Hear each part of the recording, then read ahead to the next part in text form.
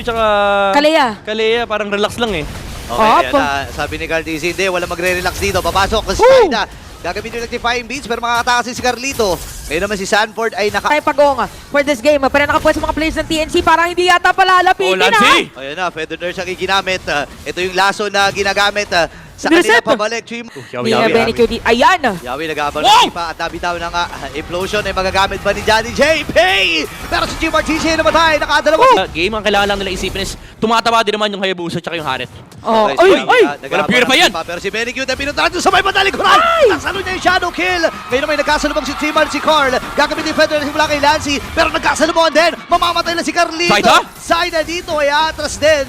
Habang si Sanford ay umaabante na 4 na miyembro mula sa Team League. Patay pero si Cartesi naman ang naging kapalit. Sa may middle lane may poke. Uy, ang kapde si Sanford buhay pa rin dito. Makakatalon ba? Pero meron naman siyang sipa.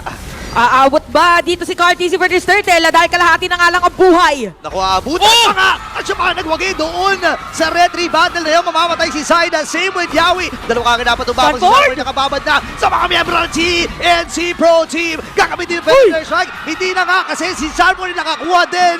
Wipeout ng mabilisan. So for TNC, kailangan mapatay nila yung Haret ni Oheb, honestly. Okay, Feather Door Strike ay pinursa kagad ni Lancy para makatulong doon sa clear wave. Kung sino mula kay Daddy James, sino kanya magiging target, lumayo muna si dito. Nabitawan na rin ni Chico yung kanyang glorious pathway. Feather Urge from Sanji. Pero tuloy-tuloy na sila, pero napakapti na nga.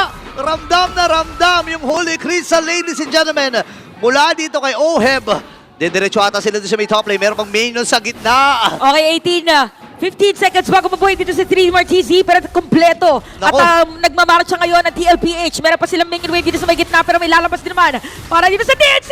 Ayun na, may implosion pa. Yawi, nakasipa na. Pero yung implosion doon sa likod. Dalawa na huli. Shadow Wave sa naman na miyembro mula dito sa TNC. At ready na ang Cavalry sa kanilang Stampede. Maaari makuha itong laban na ito. At dire-diretso pa rin ang kanilang run at pangarap patungo sa upper bracket. Gaya na sinabi natin for TLPH, napakalinis ng kanilang performance. It is a sweep against TNC at hindi